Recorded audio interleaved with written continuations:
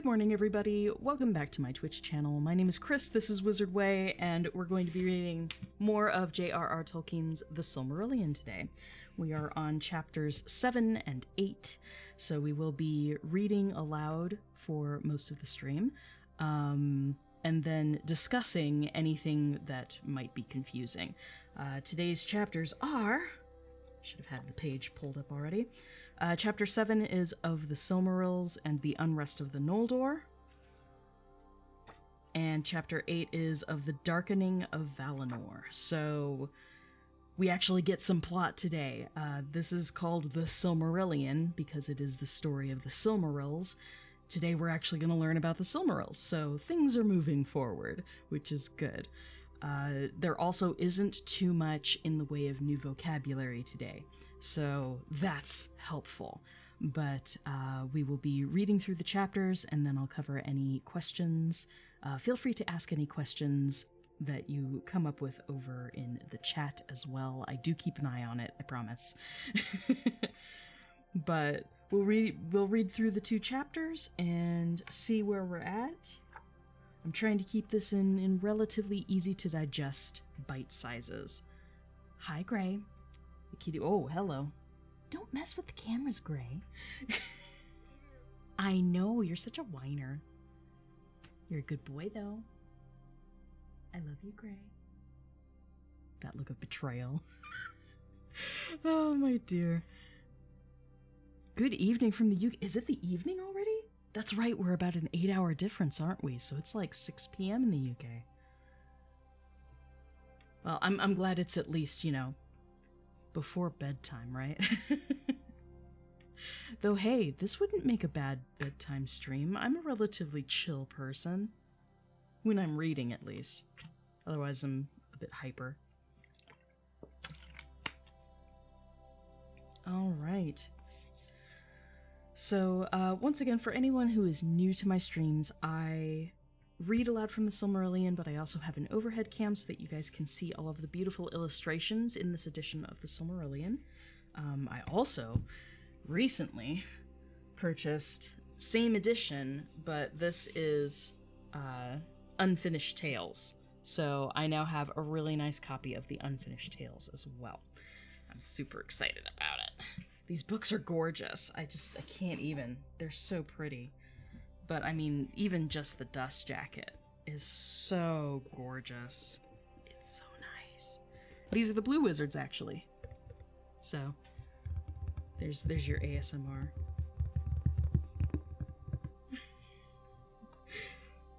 But the illustrations are fantastic. Unfinished Tales actually has illustrations from all 3 of the main Tolkien illustrators. So John Howe, Alan Lee, and Ted Nasmith. So, big book. This is a thick guy. This one's bigger than the Silm. Not sure if that's what we'll hit after we finish up the Silm, but I have it. I have it now, and I'm excited. Nerdy Things, good morning. I'm doing well. So for anyone, just to preface everything, I try and stay really cheerful in my streams because I am legit happy to be here and I love doing this. But September is a really difficult month for me, and I'm going to be really upfront about that. My partner Sandra passed away September 30th of 2019. So at the end of this month, it will be 2 years since she passed away. She passed suddenly in her sleep, no known reason, but it was jarring and painful, and I'm still dealing with it. I'm still dealing with the fallout from that. So if I disappear randomly from my social media, that is typically because I am having grief bursts and can't handle my shit. So that is sort of my state of being throughout the month of September. September is a difficult month. October also difficult, but not as bad as September. There's a certain anxiety that resurfaces, I feel, when I'm leading up to the death anniversary. So It is what it is. For the most part, I'm doing okay. Like, mentally, I am doing okay. But I just sort of take the grief as it comes. I don't tend to suppress things like that. So when I disappear, it's usually because I'm not in a state to be live, right? But that's why I preface this, is that September is not a great month for me. But I do have a lot to be grateful for. I have a lot to be thankful for. I just passed 25,000 followers on TikTok, which is so cool. And I get a lot of vicarious joy seeing my friends' channels blow up as well. So seeing Don Marshall gain over 100,000 followers in the last month, bro, I'm so excited for him. So very excited for him. And I'm just like, we need to stream more often together because I make him blush and it's fun.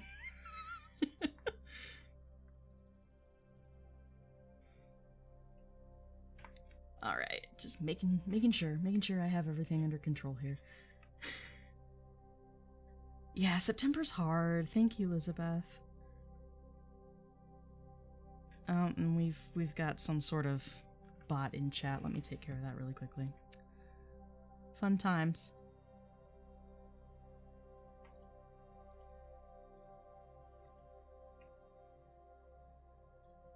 There we go. Yay. I'm probably going to get to the point eventually where I switch from Twitch over to YouTube. I had intended on starting reading the Silm over on YouTube rather than staying here on Twitch. But here we are. So I'll probably finish the Silm here on Twitch, but then I might be switching over to YouTube. It's easier to keep all my stuff on just a couple platforms instead of spreading it out too much. I get overwhelmed too easily when it comes to social media. Tolkien Society in Norway was 40 years old the 16th of September. Awesome! That's so cool. Tolkien Society in Norway.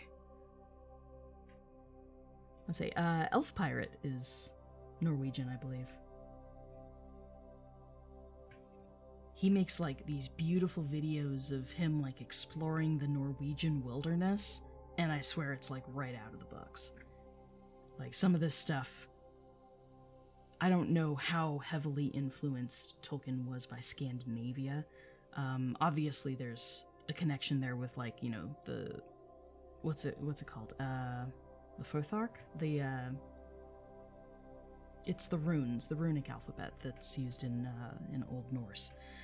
But I know there's obviously some crossover there because that's where he got the Kyrth that we use in the Angarthasdairon and such. But also Finnish was really a language that he enjoyed and incorporated into Quenya. So I know that there's a lot there. Very influenced by Norse mythology and culture. I'm not surprised. I'm not surprised by that. Definitely the runes, for sure. So, that's exciting. That's exciting. Nice mile marker there. 40 years on the 16th. Congratulations. 16th. That was 2 days ago? Congrats. But let's get started, shall we? So, Silmarillion. We're on chapter 7. Let's open up to where we were. I will try to keep up with voices today. There is a good bit of dialogue, so if there's awkward pauses, that will be why, because I have to change my filters for my voice. But I will do my best. So today we'll be learning about the Silmarils, how Feanor constructs them, and then the Darkening of Valinor. So, at this point, when we left off, Melkor had just been released. Because Chapter 6 was of Feanor and the Unchaining of Melkor. So Melkor spent 3 ages, basically 3 stints of time, in the void, in the prison, basically, that Namo oversees. So Namo being the Lord of the Dead, the judge of the Valar. He had kept Melkor locked up for quite a while, and Melkor was unchained because he went in front of the other Valar and basically pleaded his case, saying, you know, I'm sorry, I won't do it again, I'm gonna make it right. All that jazz. And all that jazz. And Manwë, being the gullible guy he is, because he just can't fathom evil, and he can't fathom people not telling the truth. It's just not in his nature. Shortcoming of Manwë's, but because he is the leader of the Valar, the king of the Valar, if you will, he let him go. He unchained Melkor and said, you can stay here in Valmar until we feel that you're doing okay, and then you can go about as you will. So this is right when Feanor is coming of age and learning all of his skill with being such a wonderful smith. So he's learning from Aule, who's the god of the forge, if you will, the inventor. But Melkor gets unchained, and he doesn't like Feanor. I mean, to be fair, like, everyone loves and hates Feanor. And someone redeemed Hydrate. Okay, Hydration Nation. I'll do it. But Feanor is not a likable guy. Sincerely.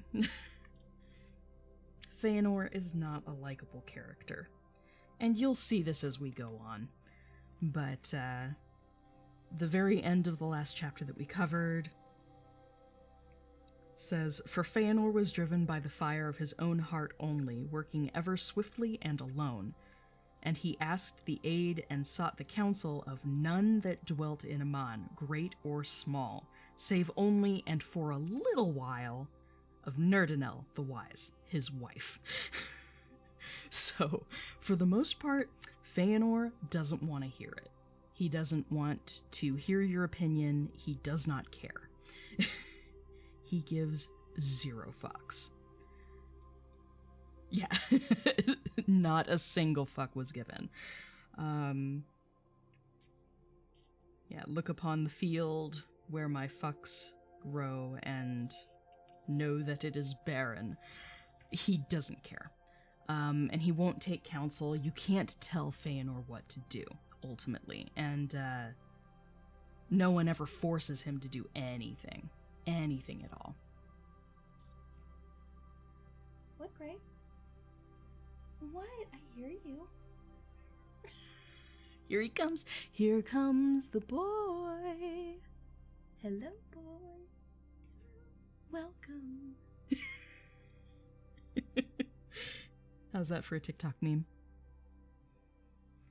Gray, you're in the way now, though. Now you're in the way, Gray. It's almost knocking over my phone. Oh, careful, careful. Did he just turn on? He did. Okay. He just turned on a filter. Off. There we go. Okay. You guys didn't hear it, but it went into my monitor. Like, suddenly I hear myself talking in the God voice. What happened? Silly boy. I love you, Gray. He's such a sweetheart. Yes, please do jump over to Twitch. Anybody who happens to be watching on my TikTok, please head over to my Twitch. It's twitch.tv/wizardwaychris. Same handle there as I have on TikTok here. So please join me. We're going to get started. So you can't tell Feanor what to do, ultimately. And those who try learn that quite quickly, that he will not be dictated to. And this causes problems. But Melkor sees Feanor and he's like, oh, this guy's got skill, but I kind of hate him, so we're gonna mess some shit up. And that's what happens. Spoiler alert. We do have voices. We have voices and pictures. No pictures at the moment, but let's see. Do we have any pictures today?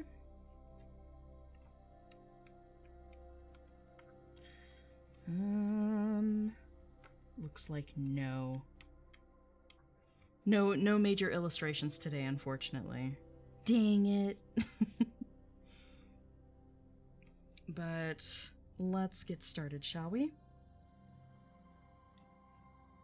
Excuse me. All right. Chapter 7 of the Silmarils and the Unrest of the Noldor.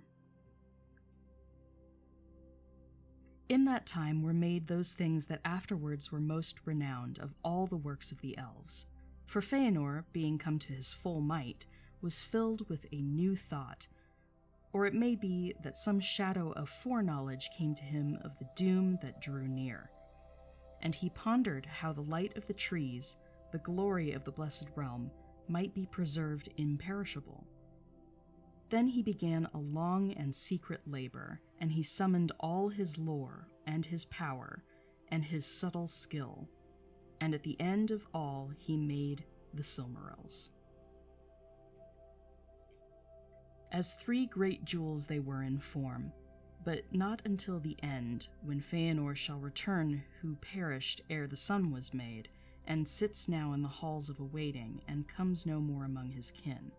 Not until the sun passes and the moon falls shall it be known of what substance they were made. Like the crystal of diamonds it appeared, and yet was more strong than adamant, so that no violence could mar it or break it within the kingdom of Arda.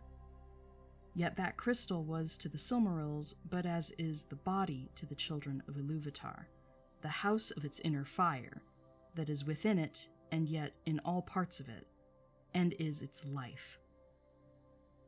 And the inner fire of the Silmarils Feanor made of the blended light of the trees of Valinor, which lives in them yet, though the trees have long withered and shine no more.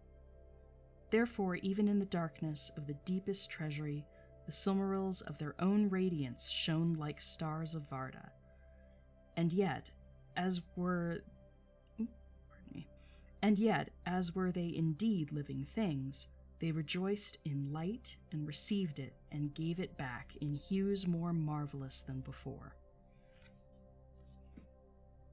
So the Silmarils are really, really pretty rocks, okay?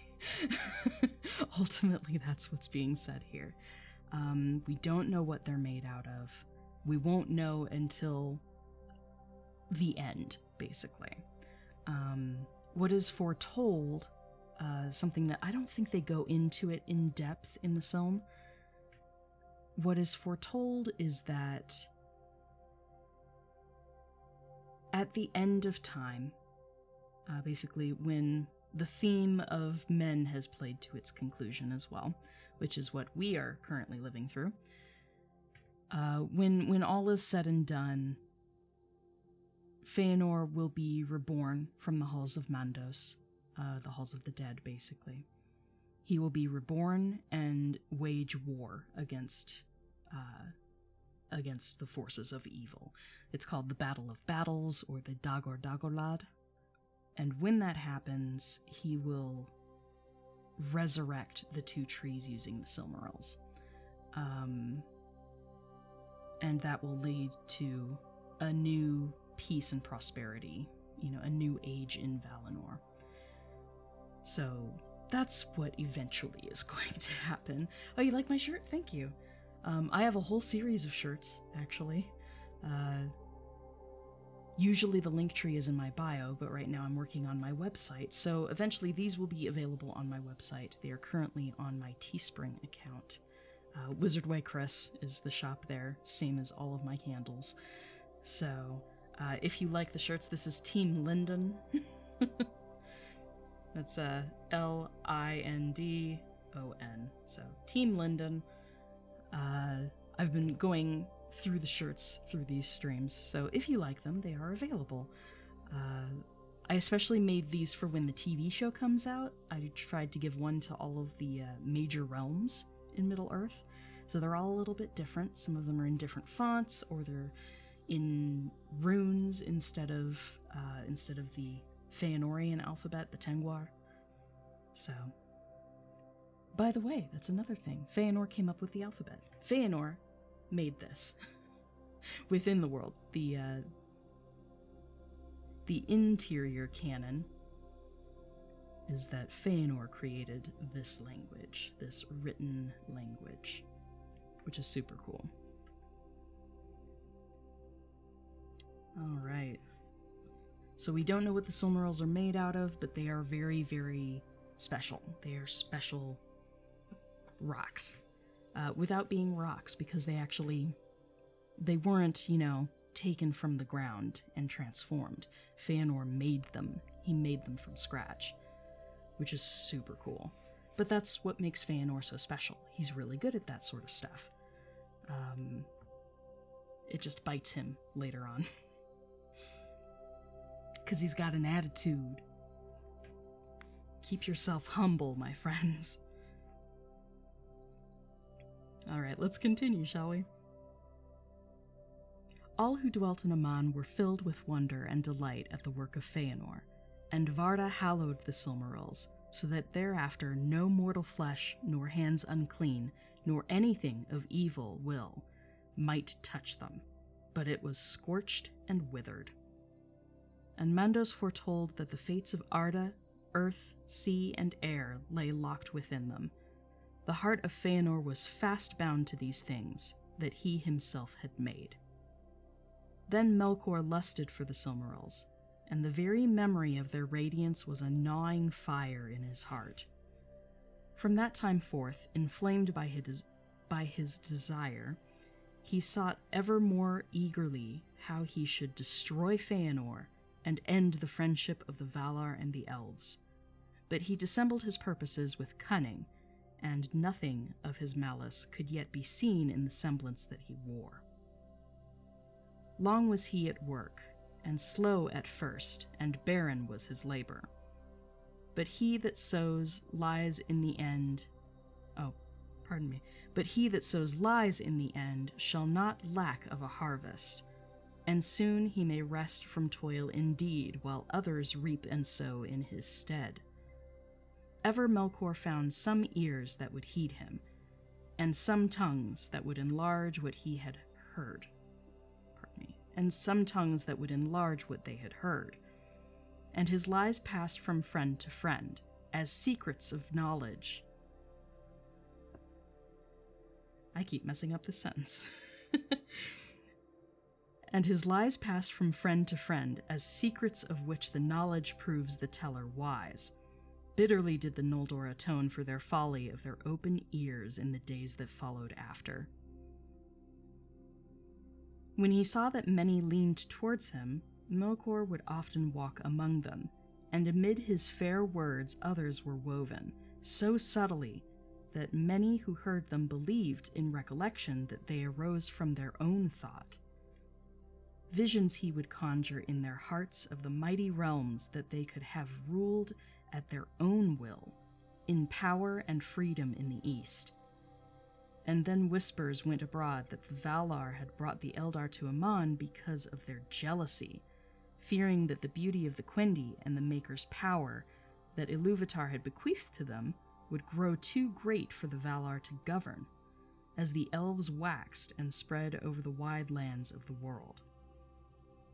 In those days, moreover, though the Valar knew indeed of the coming of men that were to be, the elves as yet knew naught of it, for Manwë had not revealed it to them. But Melkor spoke to them in secret of mortal men, seeing how the silence of the Valar might be twisted to evil.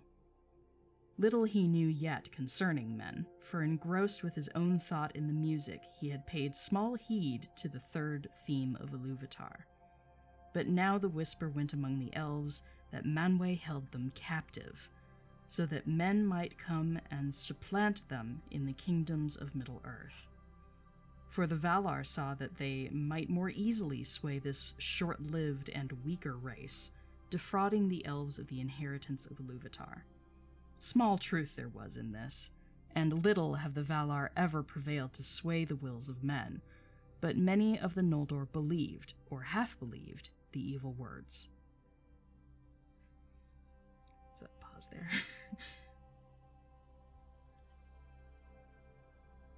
So basically, Melkor,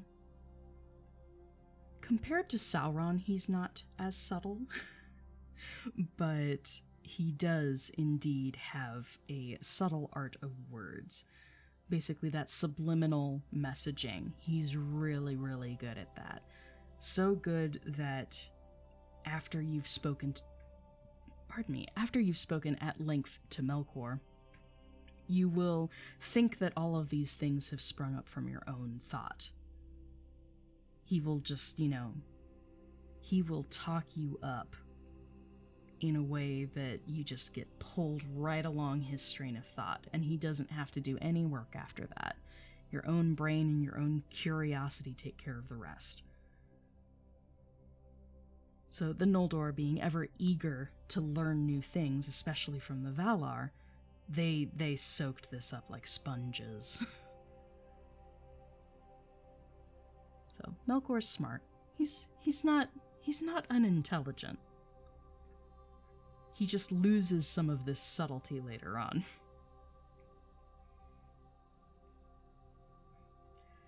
Thus, ere the Valar were aware, the peace of Valinor was poisoned. The Noldor began to murmur against them, and many became filled with pride, forgetting how much of what they had and knew came to them in gift from the Valar. Fiercest burned the new flame of desire for freedom and wider realms in the eager heart of Feanor. And Melkor laughed in his secrecy, for to that mark his lies had been addressed, hating Feanor above all, and lusting ever for the Silmarils. But these he was not suffered to approach, for though at great feasts Feanor would wear them, blazing on his brow, and at other times they were guarded close. Oh, let's reread that. But these he was not suffered to approach, for though at great feasts Feanor would wear them, blazing on his brow, at other times they were guarded close, locked in the deep chambers of his hoard in Tirion. For Feanor began to love the Silmarils with a greedy love, and grudged the sight of them to all save his father and his 7 sons. He seldom remembered now that the light within them was not his own. Because, as you remember, the light in the Silmarils is actually the combined light of the 2 trees of Valinor. So, while Feanor created the Silmarils, the light that shines in them is not of his will. It is actually the light of the trees. And the trees were not created by Feanor, so he made them. But they aren't entirely his. He just gets greedy and he thinks they are. So he seldom remembers now that the light within them is not his own. High princes were Feanor and Fingolfin, the elder sons of Finwë, honored by all in Aman. But now they grew proud and jealous each of his rights and his possessions. Then Melkor set new lies abroad in Eldamar, and whispers came to Feanor that Fingolfin and his sons were plotting to usurp the leadership of Finwë and of the elder line of Feanor, and to supplant them by the leave of the Valar. For the Valar were ill-pleased that the Silmarils lay in Tirion and were not committed to their keeping. But to Fingolfin and Finarfin it was said, "Beware. Small love has the proud son of Miriel ever had for the children of Indis. Now he has become great, and he has his father in his hand. It will not be long before he drives him forth from Tunon." And when Melkor saw that these lies were smoldering, and that the pride and anger were awake among the Noldor, he spoke to them concerning weapons. And in that time the Noldor began the smithing of swords and axes and spears. Shields also they made, displaying the tokens of many houses and kindreds that vied one with another. And these only they wore abroad, and of other weapons they did not speak, for each believed that he alone had received the warning. And Feanor made a secret forge, of which not even Melkor was aware, and there he tempered fell swords for himself and for his sons, and made tall helms with plumes of red. Bitterly did Matan rue the day when he taught to the husband of Nerdanel all the lore of metalwork that he had learned of Aule. I'm going to pause there just to remind people who these characters are. So Matan is Nerdanel's father. Matan is an older elf, known for his bright coppery red hair, and he was most skilled in metalwork specifically, and especially metalwork using copper.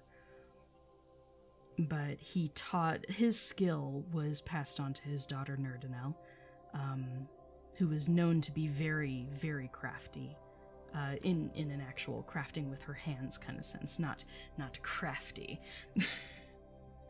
But Nerdanel and Feanor were both very skilled in their own ways. Nerdanel was just also very kind and wise, whereas Feanor has too much fire for most. But they met young, and they married young, and they had children young, and were later estranged. But that is who Nerdanel is. That is Feanor's wife, and her father, Feanor's father-in-law, is Matan. And Matan is the one who then took the knowledge from Aule, with learning how to manipulate metals into things, and he taught it to Feanor.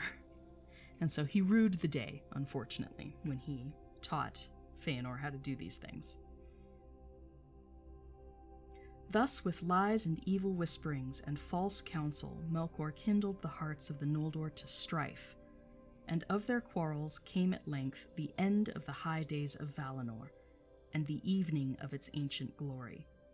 For Feanor now began openly to speak words of rebellion against the Valar, crying aloud that he would depart from Valinor back to the world without, and would deliver the Noldor from thraldom if they would follow him. Then there was great unrest in Tirion, and Finwë was troubled, and he summoned all his lords to council. But Fingolfin hastened to his halls and stood before him, saying, King and father, wilt thou not restrain the pride of our brother Curfinwë, who is called the Spirit of Fire all too truly? By what right does he speak for all our people, as if he were king? Thou it was who long ago spoke before the Quendi, bidding them accept the summons of the Valar to Aman. Thou it was who led the Noldor upon the long road through the perils of Middle-earth to the light of Eldamar. If thou dost not now repent of it, 2 sons at least thou hast to honor thy words. But even as Fingolfin spoke, Feanor strode into the chamber, and he was fully armed, his high helm upon his head, and at his side a mighty sword. So it is, even as I guessed, he said. My half-brother would be before me with my father, in this as in all other matters. Then, turning upon Fingolfin, he drew his sword, crying,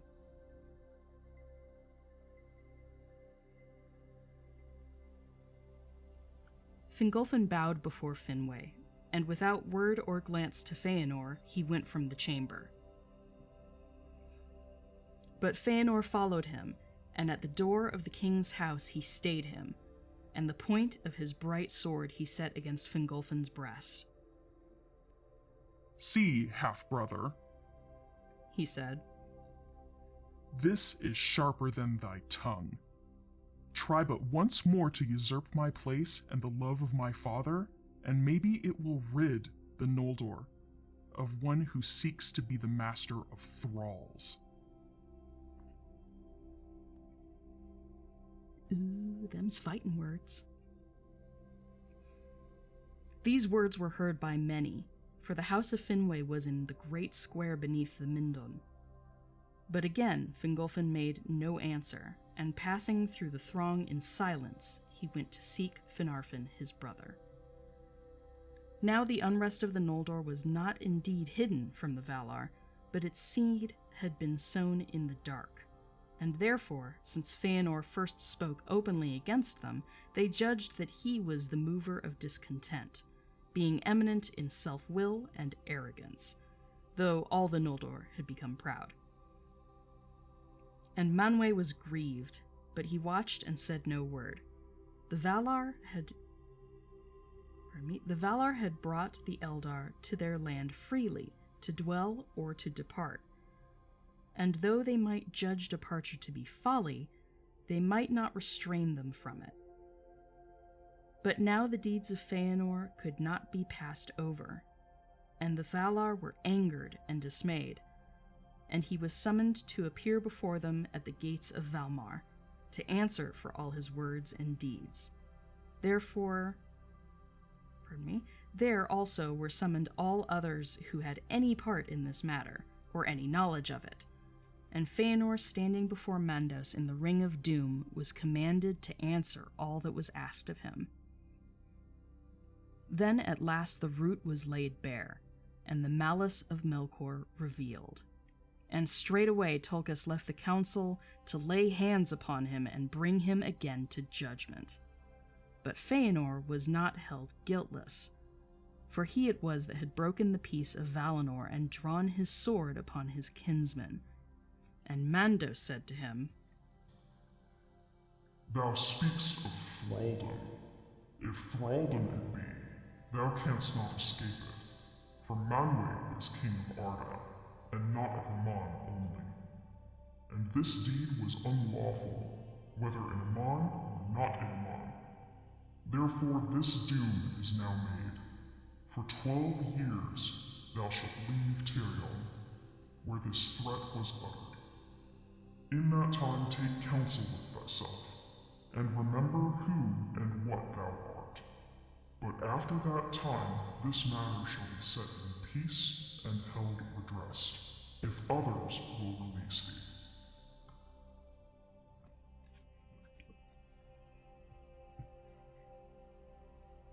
Okay.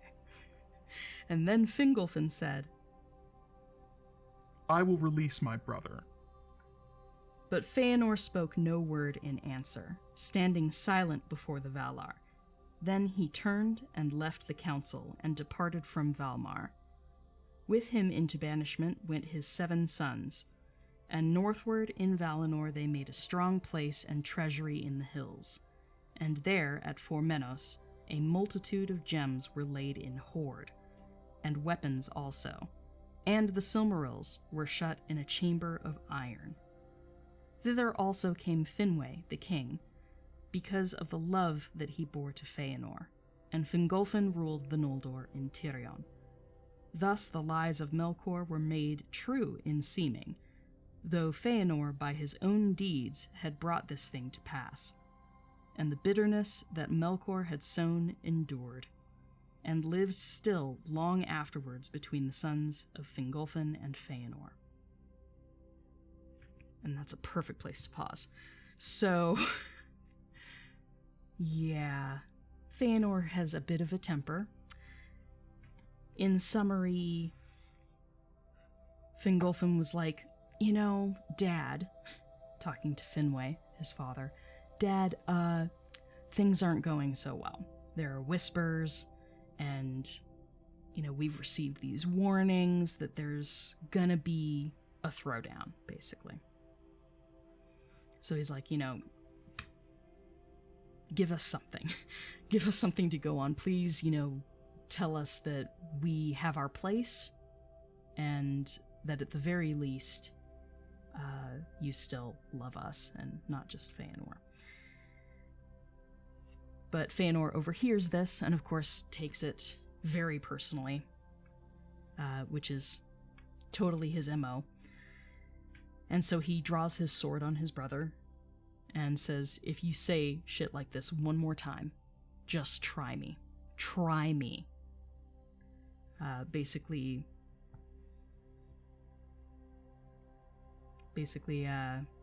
still your tongue or I will cut it out. That's the feel that Feanor had. Don't make me shut you up. So, of course, this doesn't go over well. And this part of this happened on the steps, like, leading up to the house. So, all the neighbors saw. All the neighbors saw this happen. And that was not good.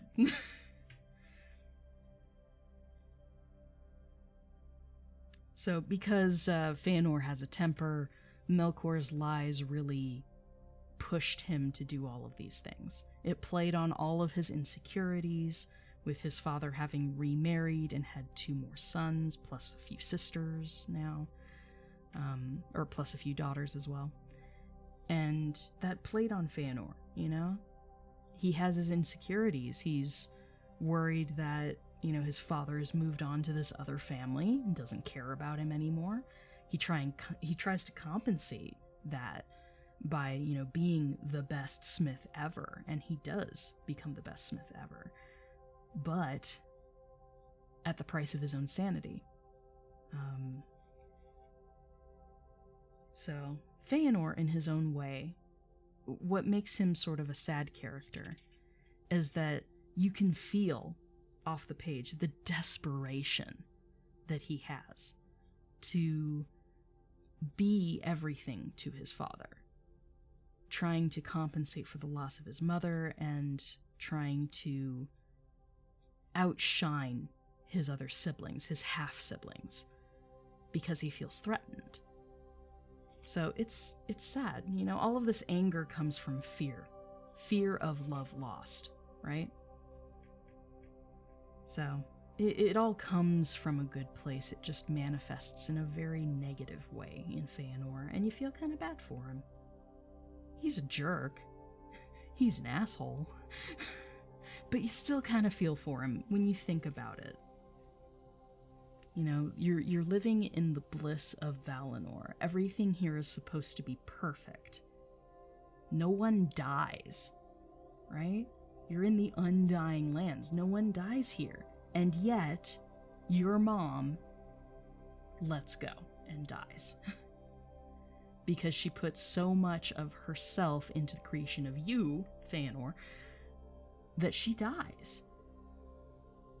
That must really, like, tear at someone as they grow up, right? So, Feanor's been through some shit, and unfortunately, it just manifests in this really arrogant, haughty personality, and he's quick to lash out, because he feels he's constantly under threat. So now, basically, the Noldor are divided. So Feanor and his sons move to a new place called Formenos. That's their new dwelling. They make their own little city there, and all of their main followers follow them out of Tirion. So Tirion on Tuna, if you hear tuna, it's not tuna fish. Tuna is the name of the hill on which the city Tirion was built. So it's Tirion on Tuna. It's one of the more unfortunate names that Tolkien gave something. But, you know, a good chunk of the Noldor left Tirion over this. They left with Feanor. So everyone who preferred Feanor over the other sons of Finwë, they left. They left and went to Formenos instead. So now we have a divided Noldor population. The majority still lives in Tirion, but a good chunk of them live in Formenos with Feanor. And certainly Feanor would create his new forges there so he can keep making his crafts and stuff, take out all his anger on the anvil in his forge, because you know he does. Because you know if he tried to take that out on Nerdanel, child, she would rip you a new one. Nerdanel has no patience for that anymore, in my head. My headcanon is that, at this point, by the time Feanor is creating the Silmarils, all 7 of their sons have been grown for a while at this point. By the time Feanor makes the Silmarils, Nerdanel's done.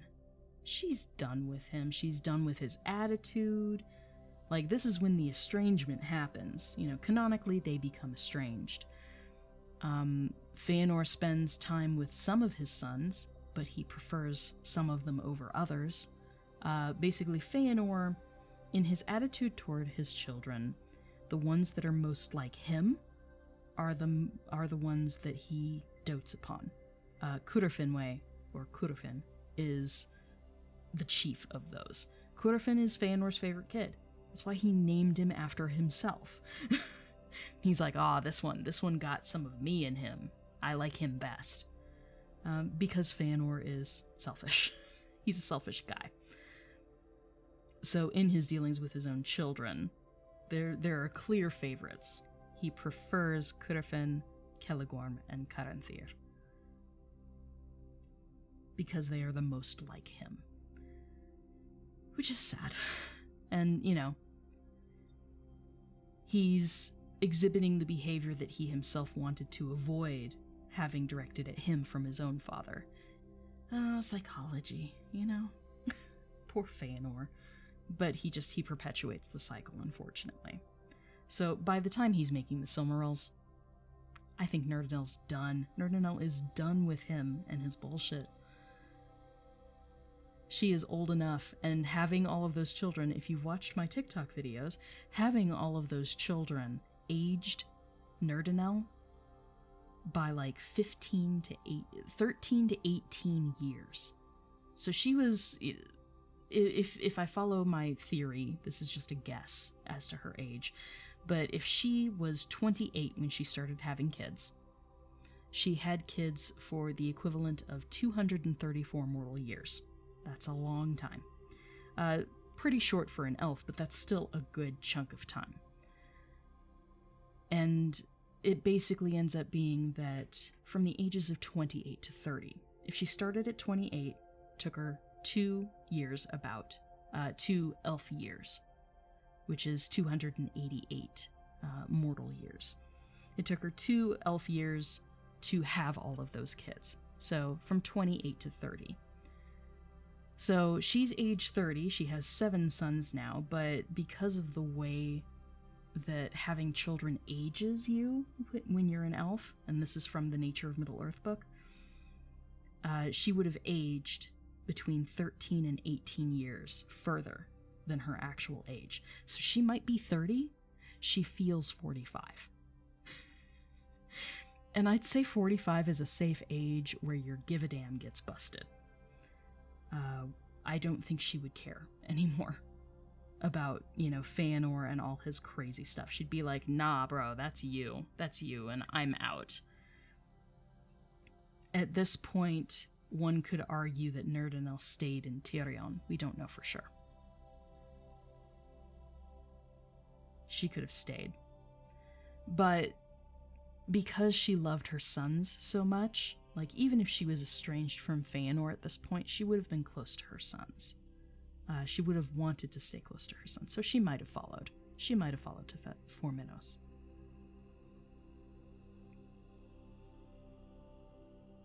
Yes, Melkor is absolutely the master of deceit. Sorry, I'm just catching up on chat. This guy must be really cool. Feanor, he's a special character.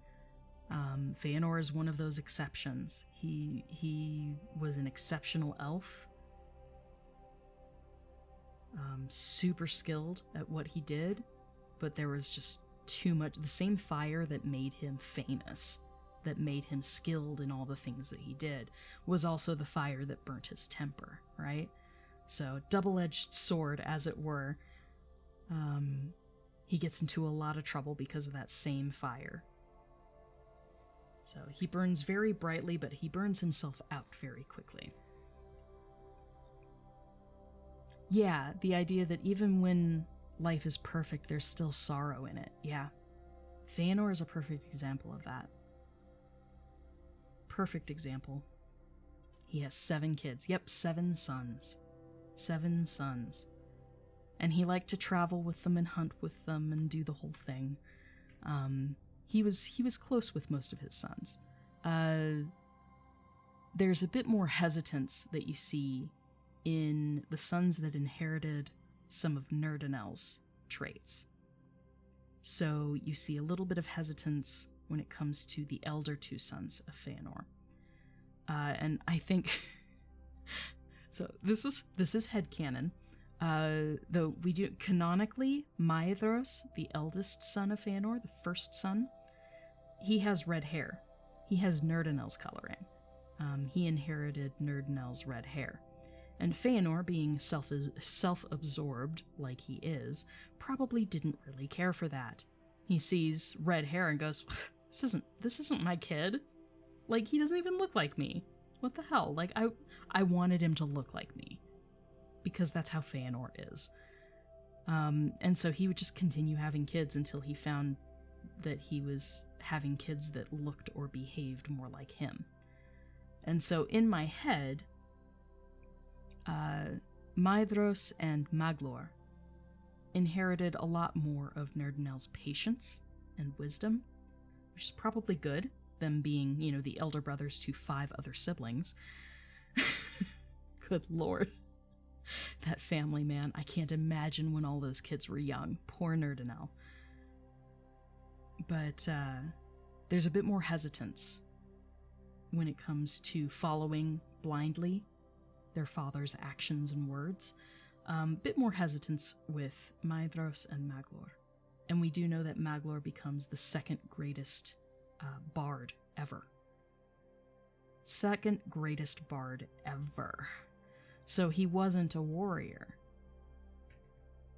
Unlike, you see Celegorm, who's, way into hunting and tracking and learning things about nature. Like, he's the outdoorsy guy. Maglor probably spent a lot of time trying to find a quiet spot to just practice music.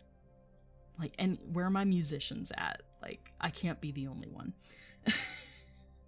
Poor Maglor, trying to just find a quiet moment to hone his own craft, right? But Maglor was a bard. Maglor was a bard. He was the artistic guy. And yet he gets caught up in all of this and becomes a warrior just like the rest of his brothers. And probably at his father's insistence that he give up that, sissy shit and learn an actual skill, right? Because again, Feanor is that asshole. Feanor is that dad. He's that dad.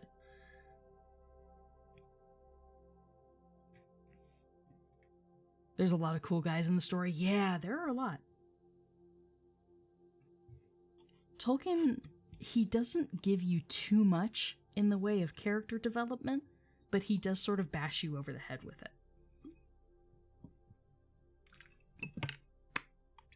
Hey, yeah, musicians, welcome. You know what I'm talking about. Practice. Ling Ling practices 40 hours a day. What are you doing?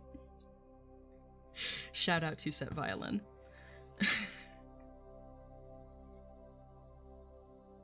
But Feanor would totally be that dad. That would be like, you're just wasting time. You're wasting time. Like, what are you actually making, though? What are you making with your hands? Nothing. We've all had those family members, right? Who don't understand the art, right? So that definitely, I think, would have been Feanor. Feanor would have been that guy. He would have been that guy. And so we do see later on, Maglor is the most hesitant of all of the sons of Feanor. We make beauty dad. Exactly. Uh, well, especially when you think about the great elven bards in Tolkien's world. They have skill that is beyond skill, right? Skill that a human could achieve in a lifetime of study only goes so far. Elves have endless time to study and perfect and make something more. And so Tolkien makes it clear in some of his letters that elves don't necessarily have magic, but what they have is skill so far beyond what a human could achieve that it seems like magic. It seems to us like magic. We perceive it as magic. And so you get Daeron the Dark, who's the greatest bard ever in Tolkien's world. And he can make an entire forest go silent with his music. And that seems like it would be magic, right? But he's just that good, you know, and Maglor is said to have a voice like the sea. And he's the second greatest bard in history. He's named after Daeron alone. So Maglor, even prior to the Noldor leaving Valinor, which happens later, Maglor has skill. He's amazing at what he does, but my guess is that he didn't really get too much recognition for that because it was so not what Feanor was about. And yeah, so we see hesitance in Maglor more than any other of the Sons of Feanor. And you gotta think, like, he's doing this to try and please his dad, right? He does all these other things to try and placate his father. And earn his love. Poor Maglor. It's all a cycle, man. Talk about parents pushing their trauma onto their kids. He'd be a streamer and artist, and his dad would be like, go get a real job. Exactly. Similar convo with your mom recently. I'm sorry. I'm sorry that happened to you. But, you know, same. Same, though. I have those talks with my dad, especially because I'm living with him right now. Fun times. But, my dad doesn't understand what I do. He doesn't understand. But he sees when I get really excited, like a video of mine does really, really well. You know, it suddenly blows up on TikTok and I get all bouncy and excited about it, and he understands that. He can see the effect it has on me, but he doesn't understand content creation, and that's okay. Different generation, man. He's a boomer. I'm a millennial. There's a big generation gap there. But we should probably get back to the actual rating, right? Enough commentary, back to the book.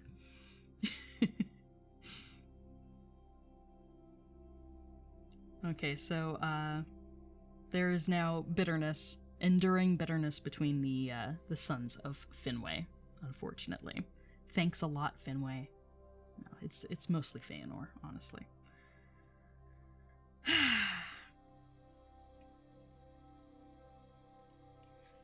Okay.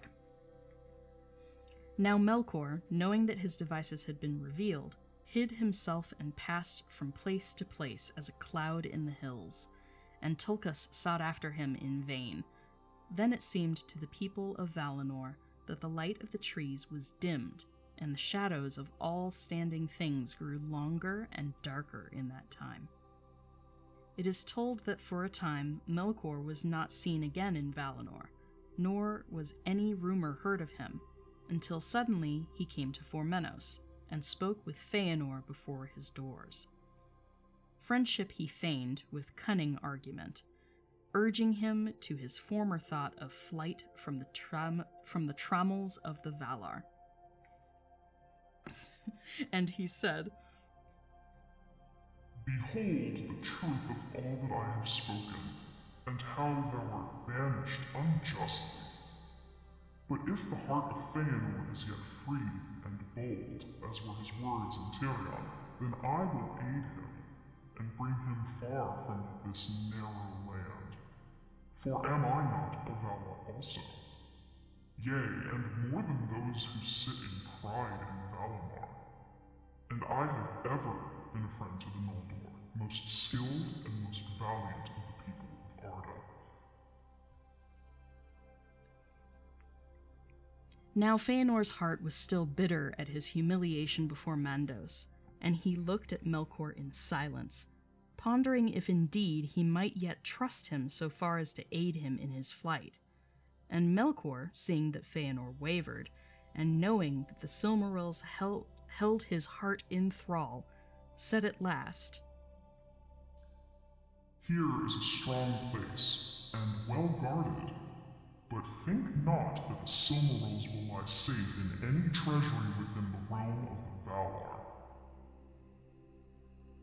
But his cunning overreached his aim. His words touched too deep and awoke a fire more fierce than he designed, and Feanor looked upon Melkor with eyes that burned through his fair semblance and pierced the cloaks of his mind, perceiving there his fierce lust for the Silmarils.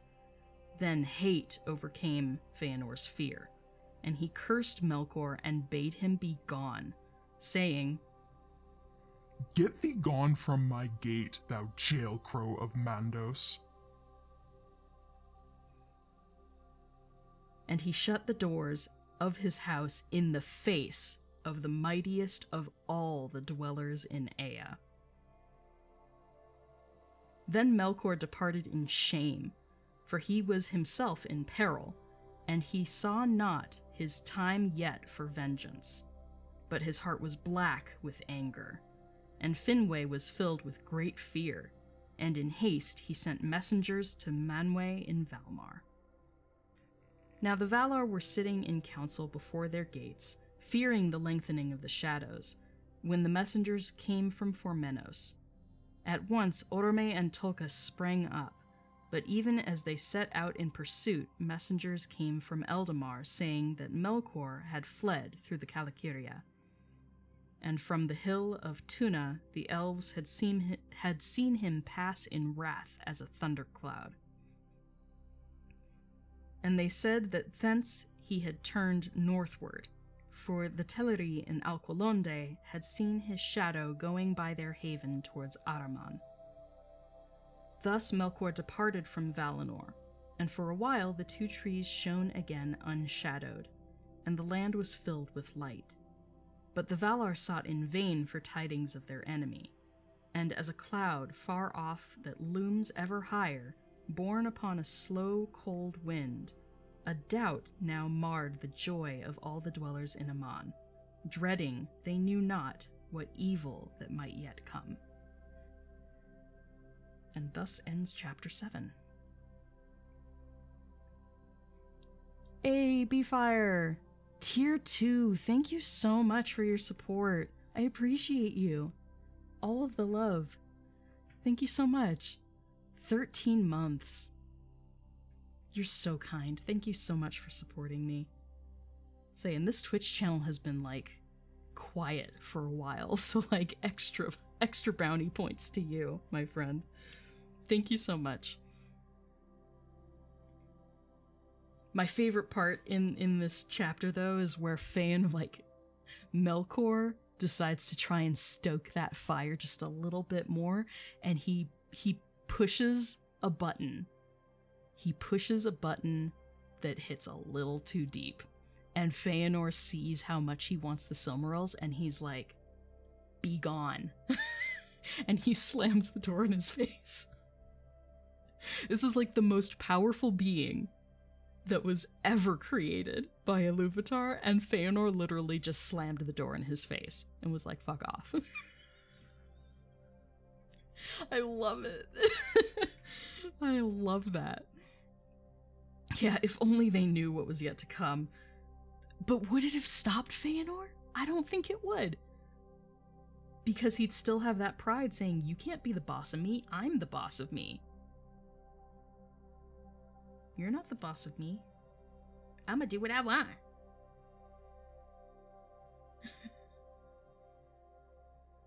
Yeah, he got the fussy man a little too fussy. Exactly.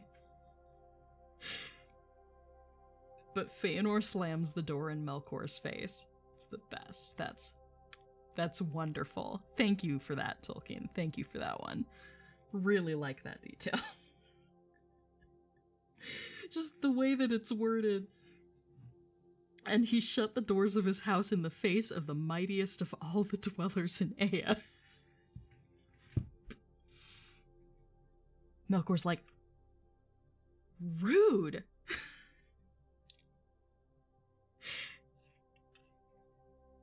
Melkor runs off pouting.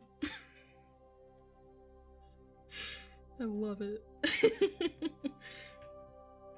Alright, so shall we continue? Let's continue on to Chapter 8. Chapter 8 is the Darkening of Valinor. So we know right now that that Melkor has left the building, as it were, but they don't know where he's gone. And so, being, you know, the pouty guy that Melkor is, he's going to make Feanor pay. We know that much about Melkor, right? So, so now we're going to see what Melkor gets up to. Let me take another drink. My throat is super dry today. Hi, Gray.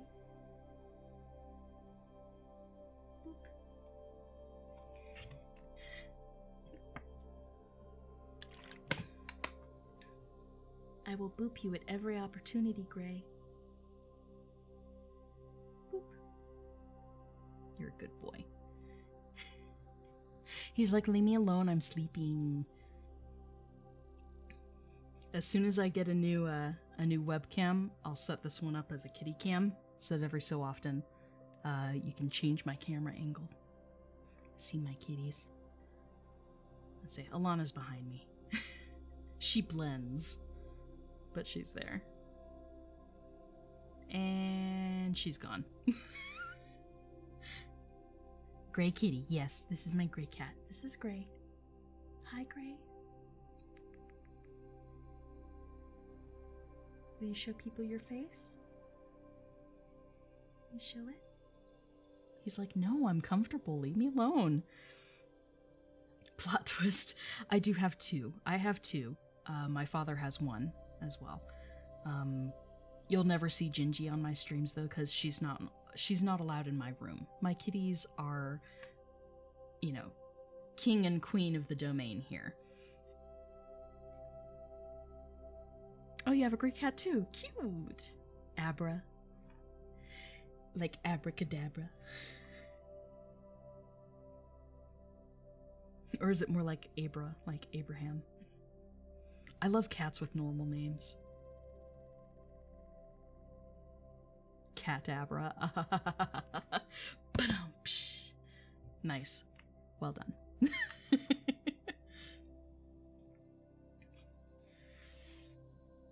Godfather of 8 cats. Ah, I miss my kitties. At the height of having animals in our home, my partner and I and her husband lived together, and for a time, my partner's parents lived with us because their house was foreclosed on and they didn't have anywhere to go. So, with her parents' pets and our pets added together, we had 4 people, 4 humans, 3 dogs, 19 cats in a 4-bedroom house. And one of those bedrooms was the craft room, so the cats weren't allowed in there. So, 19 kitties. Yes. So, I'm used to having a lot of cats. Having only 2 is strange to me. I have a t-shirt that says, I was normal 3 cats ago. And I got to the point where I was like, yeah, even 3 cats ago, I was not normal. I love my kitties. I miss them. I do have a digital picture frame, and my roommates who have all of the other cats still, they keep sending me pictures. They send me pictures all the time of my kitties. It makes me so happy.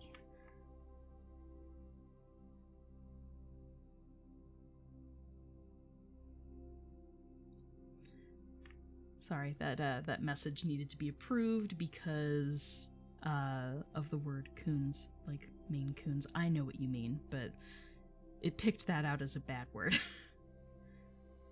because of the racial overtone. It's okay. It's okay. I know you meant cats. It's a breed of cat. Maine Coon is a cat.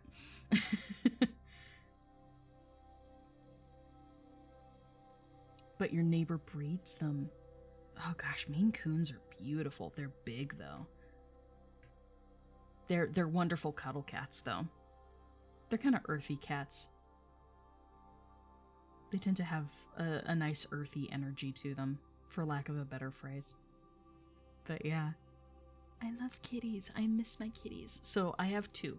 I have Gray, who I use male pronouns for Gray, but he's actually female. So Gray is my genderqueer kitty, and he would like you to respect his life choices. Ooh, a Russian blue. They have such beautiful faces. They have there's a whole shape to Russian blue kitties, and I really love them. Gray's just a fatty. Aren't you, Gray? He gained 2 pounds in the last year, and that's because I changed his food, and so now we're gonna have to change again. He's a big boy. He's 15 pounds now. Huh, Gray? You've gotten bigger.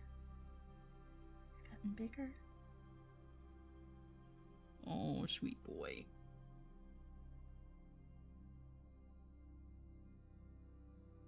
You just barely get a tiny little glimpse of him. He's like, no pictures. Oh, Maine Coons like water? Interesting.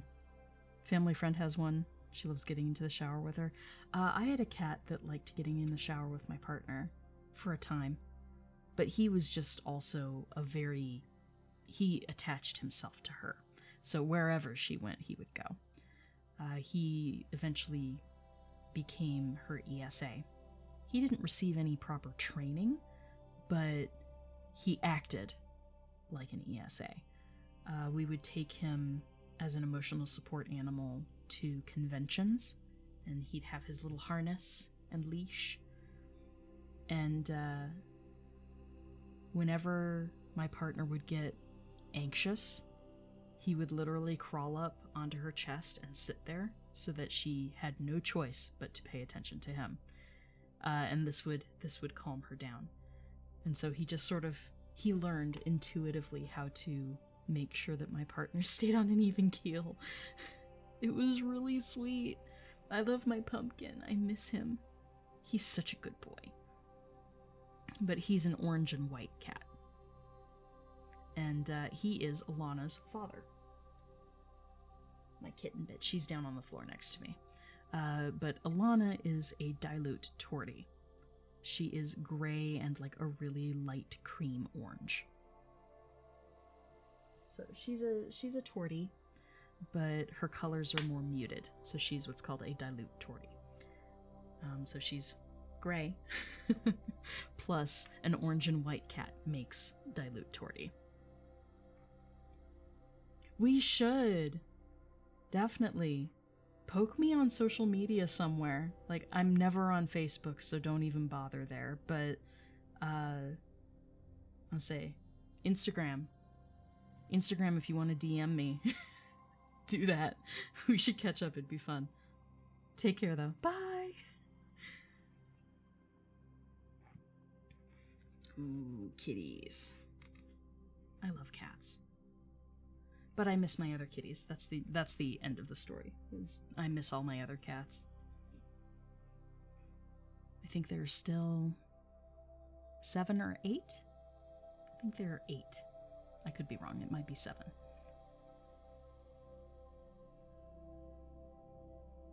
Because Panda has Jasmine. Jasmine is another cat that was added into the household. And then we still have Basil. Hi. I hear you. She's meowing up at me. We have Basil. Victor just passed away recently. Recently, like a year ago.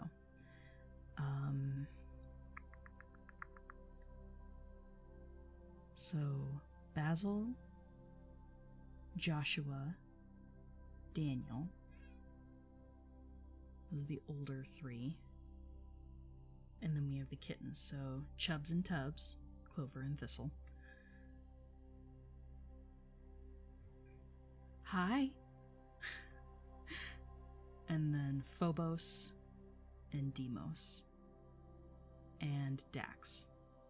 So 8. There are 8 cats still in the house in Florida. Shout out to Roger and Panda for taking care of my kitties. Thank you. They take very good care of them. They get all the cuddles.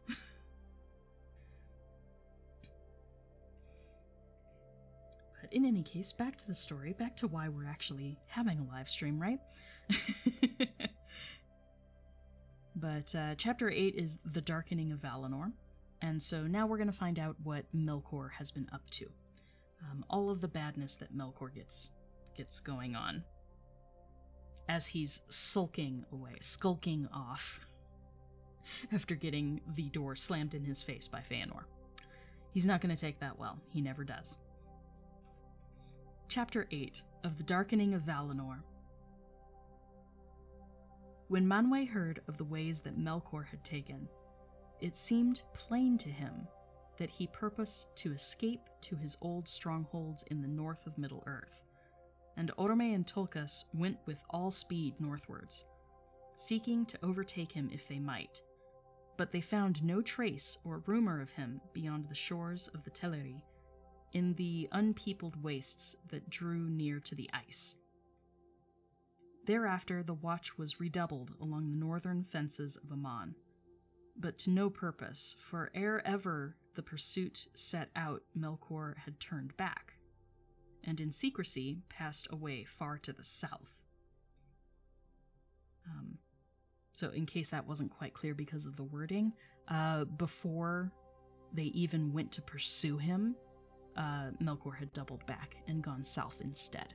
So he feigned north and then ran south as a thundercloud. Like you do. Okay, so Melkor had turned and in secrecy passed away far to the south. For he was yet as one of the Valar and could change his form, or walk unclad, as could his brethren, though that power he was soon to lose forever. Thus unseen he came at last to the dark region of Avathar. That narrow land lay south of the Bay of Eldamar, beneath the eastern feet of the Pelori, and its long and mournful shores stretched away into the south, lightless and unexplored. There, between the sheer walls of the mountains and the cold, dark sea, the shadows were deepest and thickest in the world. And there in Avathar, secret and unknown, Ungoliant had made her abode. The Eldar knew not whence she came, but some have said that in ages long before she descended from the darkness that lies about Arda, when Melkor first looked down in envy upon the kingdom of Manwë, and in that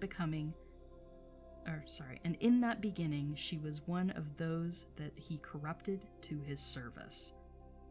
But she had disowned her master, desiring to be mistress of her own lust, taking all things to herself to feed her emptiness. And she fled to the south, escaping the assaults of the Valar and the hunters of Orome.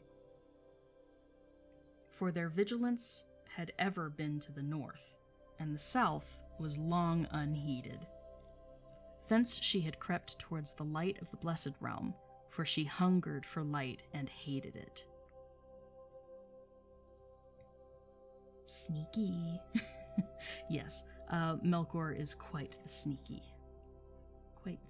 guy.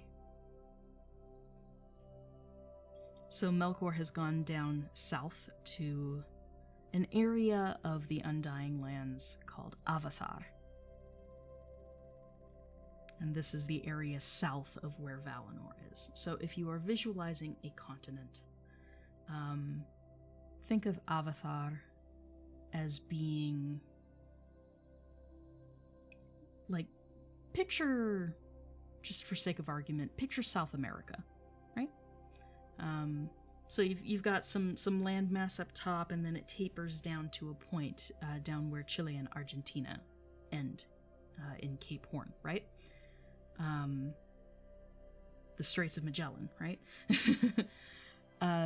So Avatar would be like that lower tip, that lower area, because most of the population, not most of the population in South America, but you have more countries, for example, up in the upper portion of the continent.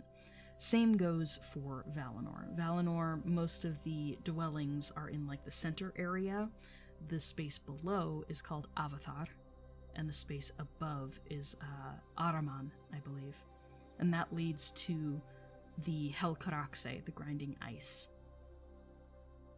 And that's sort of the ice path that connects that continent over to the upper northwest of Middle Earth.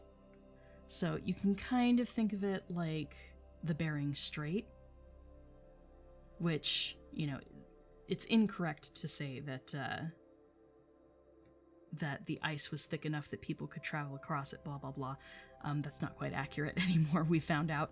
But the concept of the Bering Strait is the concept here. That there is an occasional freeze that is sturdy enough for a mass of people to cross over from one continent to the other.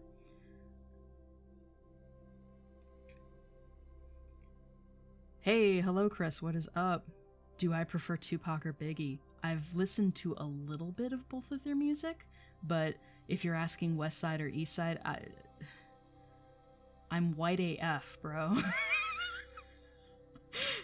I've enjoyed both of their music, but do I have an opinion? No. I don't. Sorry.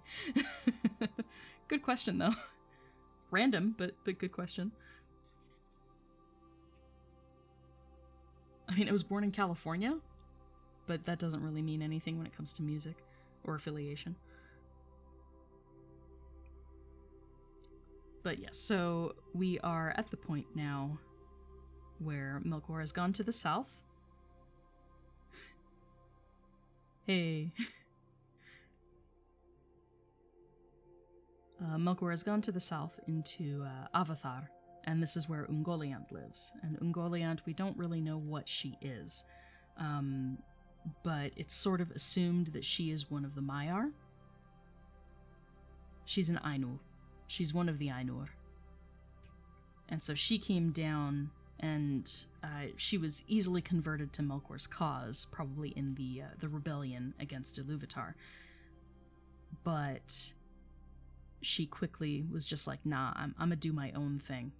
Because she specifically wants her own space, and she wants to follow her own pursuits. She doesn't like feeling obligated to anybody. So Ungoliant is a fierce, independent woman. But she prefers the darkness. She lives in darkness, and she thrives off of consuming light and creating shadows. Ungoliant is a girl boss, absolutely. I mean, she is. She's scary. She is pretty scary. But I haven't seen the pictures of the way that they reimagined Shelob in the Shadow of Mordor and Shadow of War games. I haven't played the games. I've been hesitant, but I also haven't had the consoles. I don't have the consoles that are needed for them. And only recently did I get a PC that could handle games, so we might go there. We might go there eventually, but as of now, I haven't played the games. But apparently they reimagined... Hi, Alana. They reimagined Shelob as being a very sexy woman. That concept was likely taken from this description of Ungoliant. Hey, what are you doing? Huh? What are you doing? You're in the way. You're covering both cameras right now. There she goes. Sorry, TikTok. Ace in Use, welcome. I'm reading the Silmarillion. We are currently on Chapter 8 of the Silmarillion, which is the Darkening of Valinor. But feel free to head over to my Twitch channel. That is where you will be able to hear voice effects that I do, and you'll be able to see any illustrations whenever I do these streams. Today there are no illustrations. These 2 chapters don't happen to have any, but typically whenever we hit an illustration, I have an overhead cam to share that with you guys. So you get all of the benefits of having this really expensive version of the Silmarillion with all of its illustrations in it. But welcome! Feel free to join me over on Twitch. Same handle there as it is here on TikTok. But let's continue. So we just met Ungoliant. In Avatar. So she hungered for light but hated it. In a ravine she lived and took shape as a spider of monstrous form, weaving her black webs in a cleft in the mountains. There she sucked up all light that she could find, and spun it forth again in dark nets of strangling gloom, until no light more could come to her abode, and she was famished. Now Melkor came to Avatar and sought her out, and he put on again the form that he had worn as the tyrant of Autumno, a dark lord, tall and terrible. In that form he remained ever after. There in the black shadows, beyond the sight even of Manwë in his highest halls, Melkor with Ungoliant plotted his revenge. But when Ungoliant understood the purpose of Melkor, she was torn between lust and great fear, for she was loath to dare the perils of Aman and the power of the dreadful lords, and she would not stir from her hiding. Therefore Melkor said to her, Do as I bid, and if thou hunger still when all is done, then I will give thee whatsoever thy lust may demand, yea, with both hands. Lightly he made this vow, as he ever did, and he laughed in his heart. Thus did the great thief set his lure for the lesser. A cloak of darkness she wove about them when Melkor and Ungoliant set forth, an unlight in which things seemed to be no more, and which eyes could not pierce, for it was void. Then slowly she wrought her webs, rope by rope, from cleft to cleft, from jutting rock to pinnacle of stone, ever climbing upwards, crawling and clinging, until at last she reached the very summit of Hjarmentir, the highest mountain in that region of the world, far south of Great Taniquetil.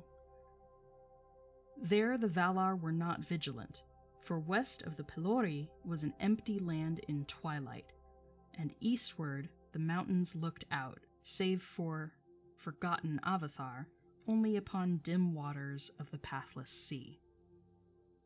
So the Valar weren't paying attention to this area, because they had no reason to. They were like, well, there are some mountains down there, but they just look out onto open sea. Nothing's happening there. So they were not vigilant. And they thought, remember, that Melkor had passed to the north. So they had no idea he was coming from the south. Tricksy little hobbitses. Thank you. Glad you like the voice filter. That's the deep god voice with the echo.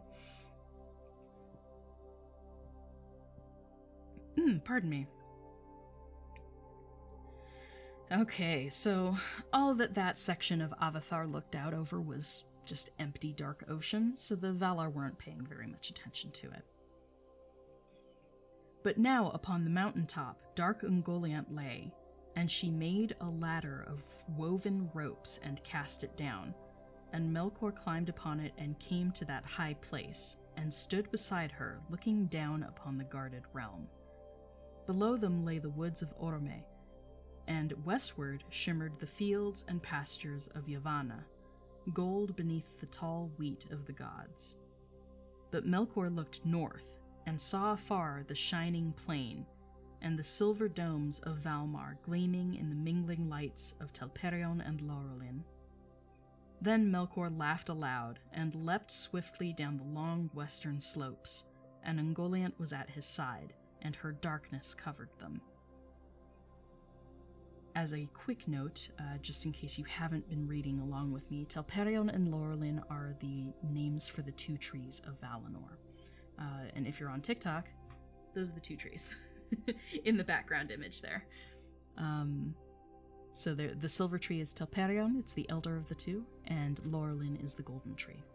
So these are the two trees that provide basically what equates to daylight and moonlight in Valinor. And they wax and wane and mingle with each other. But that is where light comes from in this particular space in the books. But not for long. Da-da-da-dum. Now it was a time of festival, as Melkor knew well, though all tides and seasons were at the will of the Valar, and in Valinor there was no winter or death. Nonetheless, they dwelt then in the kingdom of Arda, and that was but a small realm in the halls of Ea, whose life is time, which flows ever from the first note to the last chord of Eru.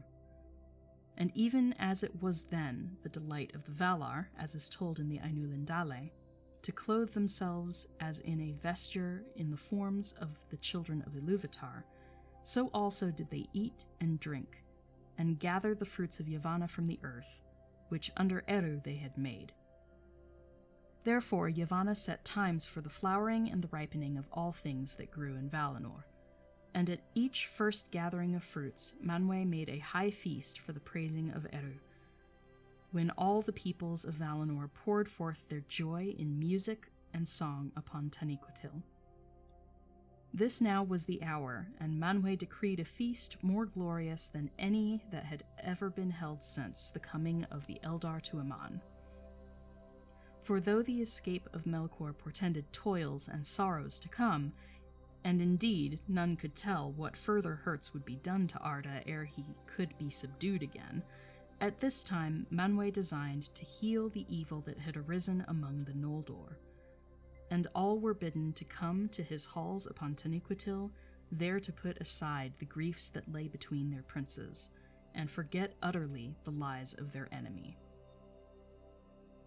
There came the Vanyar, and there came the Noldor of Tirion, and the Maiar were gathered together, and the Valar were arrayed in their beauty and majesty. And they sang before Manwë and Varda in their lofty halls, or danced upon the green slopes of the mountain that looked westward toward the trees. In that day the streets of Valmar were empty, and the stairs of Tirion were silent, and all of the land lay sleeping in peace. Only the Teleri beyond the mountains still sang upon the shores of the sea, for they recked little of seasons or times, and gave no thought to the cares of the rulers of Arda, or the shadow that had fallen on Valinor, for it had not touched them as yet. One thing only marred the design of Manwë. Feanor came indeed, for him alone Manwë had commanded to come, but Finwë came not, nor any others of the Noldor or of Formenos. Let me read that again.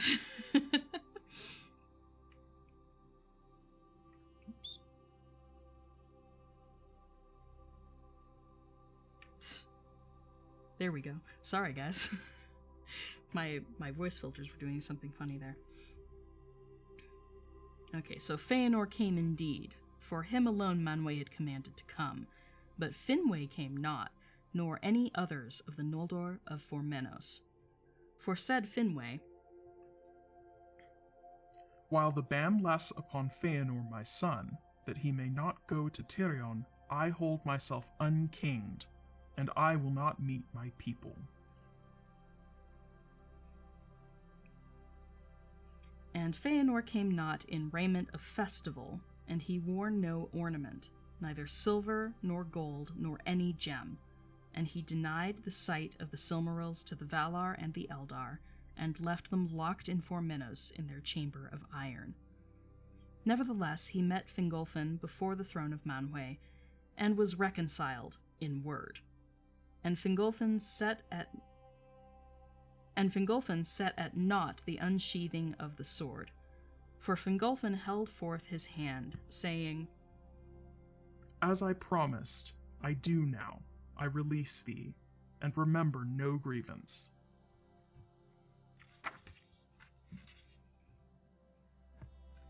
Then Feanor took his hand in silence, but Fingolfin said, Half-brother in blood, full brother in heart will I be. Thou shalt lead, and I will follow. May no new grief divide us. I hear thee, said Feanor. So be it. But they did not know the meaning that their words would bear. It is told that even as Feanor and Fingolfin stood before Manwë, there came the mingling of the lights, when both trees were shining, and the silent city of Valmar was filled with a radiance of silver and gold. In that very hour, Melkor and Ungoliant came hastening over the fields of Valinor, as the shadow of a black cloud upon the wind fleets over the sunlit earth. And they came before the green mound of Azelohar. Then the unlight of Ungoliant rose up, even to the roots of the trees, and Melkor sprang upon the mound, and with his black spear he smote each tree to its core, wounded them deep, and their sap poured forth as it were their blood, and was spilled upon the ground. But Ungoliant sucked it up. And going then from tree to tree, she set her black beak to their wounds, till they were drained. And the poison of death that was in her went into their tissues and withered them, root, branch, and leaf, and they died. And still she thirsted, and going to the wells of Varda, she drank them dry. But Ungoliant belched forth black vapors as she drank, and swelled to a shape so vast and hideous that Melkor was afraid. So the darkness fell upon Valinor. Of the deeds of that day, which is told in the I read that completely wrong. Of the deeds of that day, much is told in the Aldudenye, that Elamire of the Vanyar made, and is known to all the Eldar. Yet no song or tale could contain all the grief and terror that then befell. The light failed, but the darkness that followed was more than loss of light. In that hour was made a darkness that seemed not lack, but a thing of being of its own. For it was indeed made by malice out of light, and it had power to pierce the eye, and to enter heart and mind, and strangle the very will. Varda looked down from Taniquetil, and beheld the shadow soaring up in sudden towers of gloom. Valmar had foundered in a deep sea of night. Soon the holy mountain stood alone, a last island in a world that was drowned. All song ceased. There was silence in Valinor, and no sound could be heard, save only from afar there came on the wind through the pass of the mountains the wailing of the Teleri like the cold cry of gulls. For it blew chill from the east in that hour, and the vast shadows of the sea were rolled against the walls of the shore. But Manwë from his high seat looked out, and his eyes alone pierced through the night, until they saw a darkness beyond dark, which they could not penetrate, huge but far away, moving now northward with great speed. And he knew that Melkor had come and gone. Then the pursuit was begun, and the earth shook beneath the horses of the... Then the pursuit was begun, and the earth shook beneath the horses of the host of Orome, and the fire that was stricken from the hooves of Nahar was the first light that returned to Valinor. But so soon as any came up with the cloud of Ungoliant, The riders of the Valar were blinded and dismayed, and they were scattered and went they knew not whither, and the sound of the Valaroma faltered and failed. And Tulkas was as one caught in a black net at night, and he stood powerless and beat the air in vain.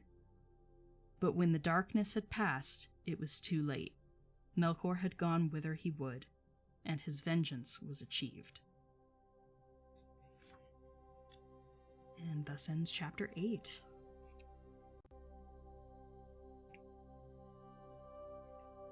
I love the way that Tolkien put it. It's really wonderful the way that Tolkien worded this whole thing going down. I just really like that he's pretty articulate and really paints a picture, because you see this great shadow, that it's not just a lack of light, it is a being unto itself. And this darkness encapsulates the trees and drowns them out. But more than that, when Ungoliant drinks the sap of the trees and poisons them, basically, she takes that light into herself, because this is the kind of being she is. And from that, not only does she grow larger, but she then weaves more darkness, more of that palpable, sticky darkness that could choke the life out of something. She weaves that darkness from the light. And that's what makes her so terrible. And she grows to such a size that Melkor himself is scared. She becomes Big Spider. So, Ungoliant is scary. But the way that darkness overcomes everything, and it becomes this haze, this dark, thick mist of a thing. It's like a fog rolling in that's so thick that you can't see, right? Same concept, but darkness. And then the only thing you can hear are the screams of the elves from the ocean. Because Alcolonde, the Teleri, are in a realm called Alcolonde, and that's on the coasts. You gotta think, this is pretty far inland. But in that darkness and silence, the only thing that you can hear are the far-off screams of the elves that happen to not be at the festival on Taniquetil. That's haunting. That visual is haunting. And Manwë has, especially when he's sitting upon his throne at the height of Taniquetil, which is the tallest mountain in Valinor, when he's sitting up there, he can see everything. Like, he can usually even see through stone. He could see into all but the deepest pits of the earth, where Utumno was, which was Melkor's original dark fortress in Middle-earth. He could see most of it. He couldn't see, like, the deepest portions, but he could see pretty deep. Like, stone doesn't usually stop this guy from seeing, right? And even he reaches a point in that fog where he can't see past it.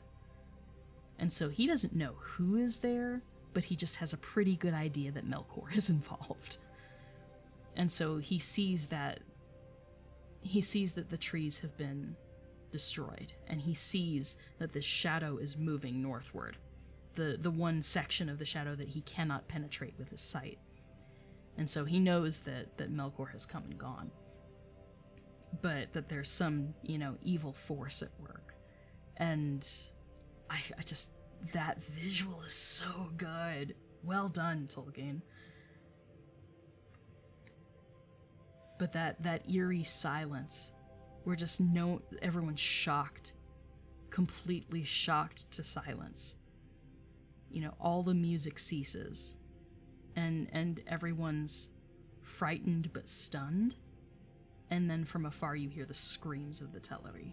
Like, that gets me every time. And I mean, the light of the two trees had been there for thousands and thousands of years at this point. Like, if you count through the generations of elves, I mean, at this point, we're generation, like, 27, 28 of the elves. And this is more information that comes out of The Nature of Middle-earth, the book that just came out. So there's, like, there are a lot of elves, thousands and thousands of elves at this point. Probably, I want to say like 100,000, maybe a bit more. Because the time that they spent in Valinor was in peace and harmony, for the most part, and until we get to that point where Melkor starts, sowing the seeds of discontent, right? But prior to that, it was a long time of peace. And when elves are peaceful, they tend to churn out babies. Like, a lot. Like, you look at Nerdanel. 7 sons. Now, that was exceedingly rare. And that is the record amongst the Noldor. No Noldor elves have ever had more than 7 children, like Nerdanel did. But we don't know about the Sindar, or any of the Morroquendi that are still over in Middle-earth. So the Sindar elves, the Sylvan elves, and any of the Avari that are present further east than that. But at least amongst the Noldor, 7 is a lot of kids. And so, they were used to living in this blissful utopia, where they can wander without fear. They can explore the wilderness and not worry about anything happening to them, because it's the land of the gods. Like, they're watched over. Everything is safe. This is the first sign of true danger that most of these elves have seen in their lifetime. Any elf that was born in Aman, like Feanor, has never known danger like this. And how, like, your entire world might have been just shattering at this. Because any elf that was born in Aman, this is all they had known.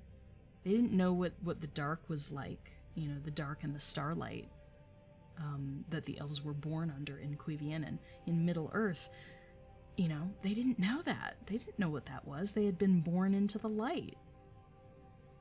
And losing that light would have been absolutely traumatizing. So yeah, just putting it into perspective, this is a powerful, powerful visual, but beyond that, you have to think on the individual level. Many of these elves had never experienced anything like this. Even if they'd grown up with some of those whisperings, right? That some of the elves aren't happy and maybe we should go back to Middle-earth, they would probably be filled with, like, a general wonder of that. Just being like, leave Valinor? Like, why would we do that? Why would we ever do that? This place is perfect. Like, is Middle-earth really that great? We'd have to take their word for it. We've not been there. And so to be that younger generation that's only known the light of the two trees, and to suddenly have the two trees dead, and that entire world plunged into darkness. That'd be like if just the sun and moon stopped shining all of a sudden. Just gone. Like, how frightening would that be?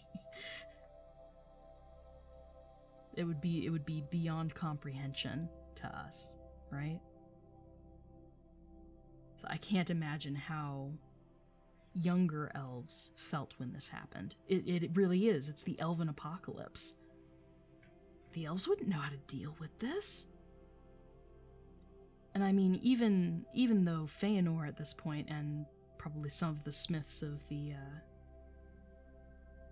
Noldor for sure, in like the Noldor that are in Tirion, they had taken to making weapons.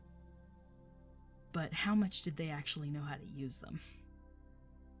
There was no reason to train, right? Not really. You would have skilled hunters, but beyond that, the elves didn't possess any need for learning how to battle.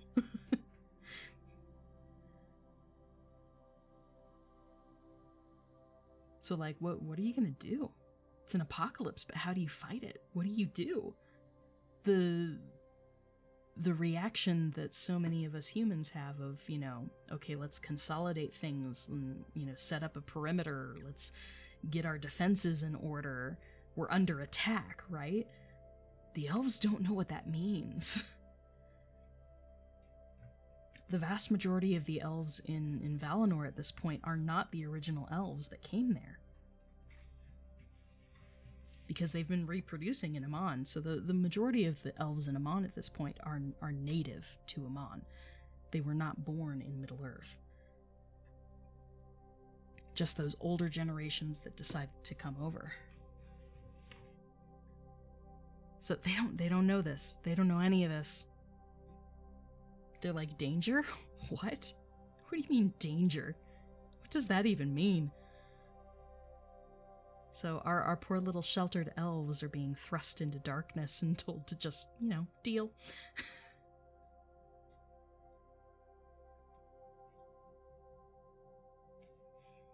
So it's interesting to think about this in a more thorough context.